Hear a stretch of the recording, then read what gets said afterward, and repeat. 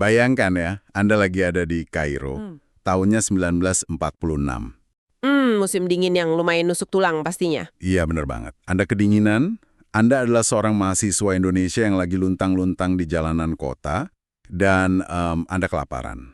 Karena emang akses kemana-mana ditutup kan? Betul. Kedutaan Belanda baru saja memotong satu-satunya sumber dana Anda. Tujuannya tuh cuma satu. Mereka mau memaksa Anda berlutut dan mengakui kembali kedaulatan Ratu Belanda. Mematikan pergerakan dari akarnya langsung. Persis. Kemerdekaan negara Anda ini kan baru seumur jagung ya, tapi udah dicekik sampai hampir mati oleh blokade internasional. Tapi kemudian di tengah keputusasaan itu, seorang saudagar asing menarik tangan Anda. Wah, ini nih bagian favorit saya sebenarnya. Dia bawa Anda ke sebuah bank dan melakukan sesuatu yang menghancurkan seluruh logika diplomasi modern. Selamat datang di Podcast Dongeng. Narasi yang bakal kita bedah di penelusuran mendalam kita hari ini tuh jenis sejarah yang jarang banget dapat porsi besar di buku pelajaran sekolah arus utama kita. Setuju. Padahal ini krusial banget. Sangat krusial. Ini tuh sebuah kisah yang bakal memaksa kita untuk berhenti sejenak, duduk dan benar-benar mencerna makna asli dari kata pengorbanan. Dan untuk membedah momen itu, kita punya sebuah sumber yang luar biasa berharga. Catatan sejarah langsung dari saksi mata. Bukunya M. Zain Hasan kan, Diplomasi Revolusi Indonesia di Luar Negeri. Betul. Beliau ini kan pemimpin panitia pembela kemerdekaan Indonesia di Timur Tengah saat itu. Jadi kita akan mengurai bagaimana Republik Indonesia yang ibaratnya bayi yatim piatu di kancah global saat itu diselamatkan dari kematian prematur. Diselamatkan oleh tangan-tangan yang bahkan nggak punya ikatan darah sama sekali dengan kita. Iya, itu yang bikin berinding. Situasi geopolitik saat itu tuh benar-benar mencekik leher. Kalau kita mau pakai kacamata zaman sekarang ya, buat gambaran aja, kemerdekaan Indonesia di tahun 1945 dan 1946 itu kayak sebuah startup yang baru aja didirikan. Oh, analogi yang pas banget tuh. Startup yang nekat deklarasi, tapi langsung divonis bangkrut sama pasar global, ya kan? Iya, bener. Nggak ada satupun investor asing atau negara berdaulat lain yang mau melirik, apalagi nanam modal politik di kita. Kredibilitas kita di mata internasional tuh masih nol besar saat itu. Dan parahnya, kita dikepung sama perusahaan raksasa yang mau akuisisi paksa. Belanda dan pasukan sekutu. Tepat. Dan mereka nggak cuma blokade militer di Nusantara, tapi juga blokade diplomatik. Sampai ke ekonomi secara global juga. Disinilah bukunya M. Zain Hasan itu ngasih detail operasional yang mengerikan banget sebenarnya. Tentang kelaparan itu ya? Iya, kedutaan Belanda benar-benar menjadikan kelaparan sebagai senjata untuk menundukkan para pemuda kita di Timur Tengah. Coba, mari kita urai mekanismenya. Gimana sih tepatnya Belanda mencekik mahasiswa kita di sana? Karena dari yang saya baca, sebelum diputus total pun, bantuan mereka tuh lebih terdengar kayak penghinaan. Emang penghinaan sih. Jadi gini, secara logistik, pasca Perang Dunia Kedua, Belanda lewat nikah kan merasa berhak mengambil alih semua aset Hindia Belanda di luar negeri. Termasuk uang buat mahasiswa di Mesir. Betul. Mereka ngasih tunjangan yang, nggak masuk akal banget. Cuma 3 piaster sehari. 3 piaster. Tunggu. Buat Anda yang dengerin, biar ada konteks ya, 3 piaster di Kairo saat itu tuh cuma setara harga sebenggol. Iya, bayangin aja.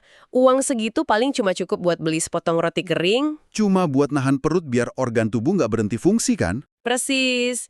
Dan jahatnya, ketika para pemuda ini mendeklarasikan kesetiaan mereka ke Republik Indonesia yang baru merdeka, Belanda langsung mutus total dana yang 3 piaster itu. Astaga. Berarti mereka dibiarkan begitu saja di jalanan? Memang sengaja dibiarkan mati kelaparan.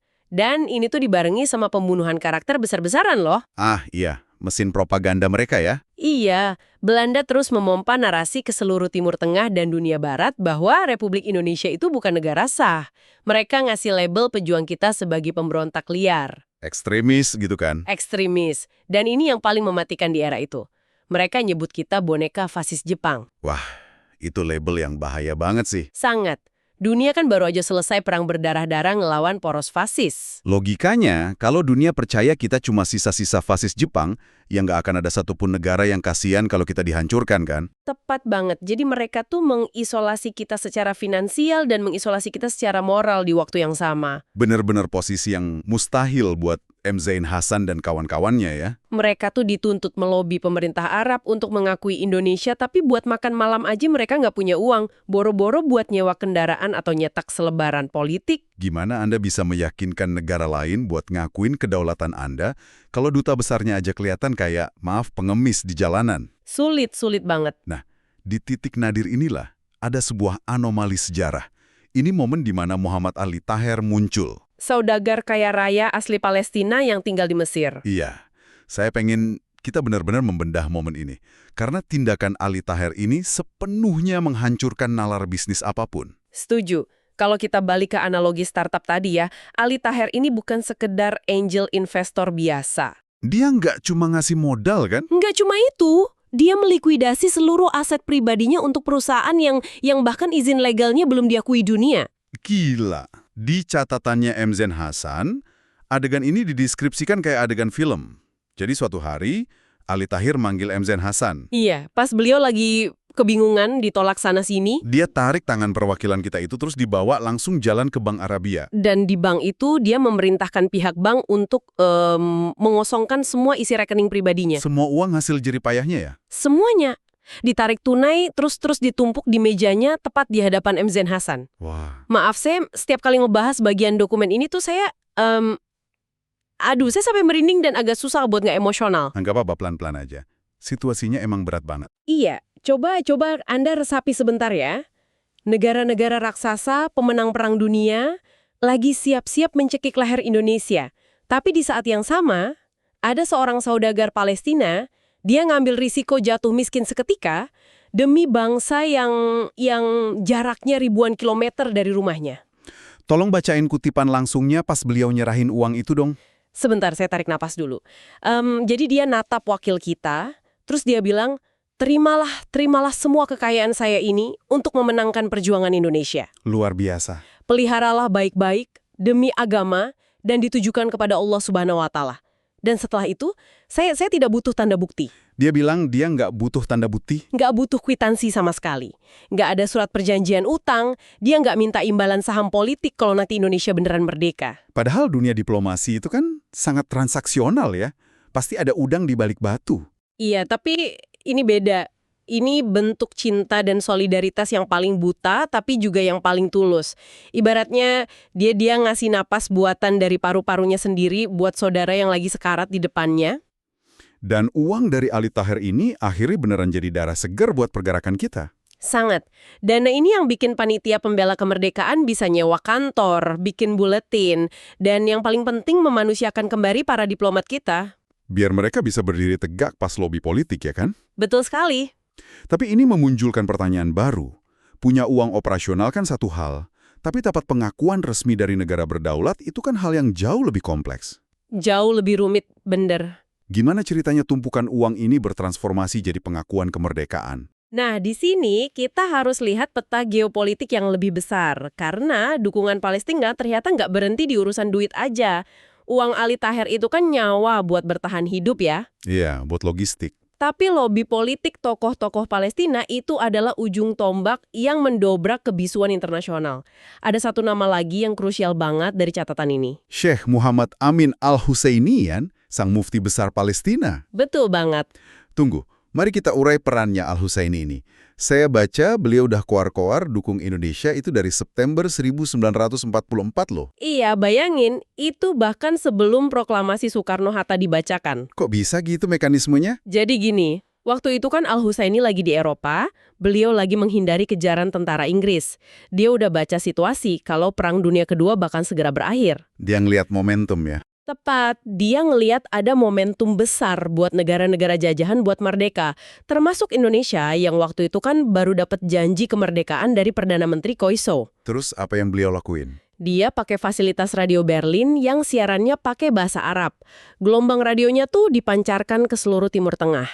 Lewat siaran itu, dia ngebawa isu kemerdekaan Indonesia bukan lagi urusan lokal di Asia Tenggara. Dijadiin isu bersama gitu? Betul, dijadiin isu harga diri bangsa-bangsa terjajah, khususnya buat dunia Islam. Nah, interupsi sebentar. Saya ada pertanyaan yang bikin agak bingung nih dari dulu. Apa tuh? Mesir dan negara-negara Arab itu kan merdeka, dan mayoritas masyarakatnya Muslim. Bukankah secara alami mereka pasti otomatis bersimpati dan ngakuin kita? Ngapain manuver segelintir tokoh Palestina kayak Al-Husseini dan Ali Thohir ini sampai dibilang sangat krusial? Emangnya pemerintah Arab sepasif itu? Wah, pertanyaan Anda tajam banget. Dan jawabannya itu ada di perbedaan besar antara simpati pasif dan tindakan politik berisiko. Maksudnya gimana tuh? Iya, dalam hati sih masyarakat Arab dan elit politiknya pasti bersimpati. Tapi pemerintahnya, negara kayak Mesir waktu itu, mereka ketakutan. Takut. Takut sama siapa sampai nggak berani ngakuin Indonesia? Takut sama ancaman militer Inggris. Oh, iya ya.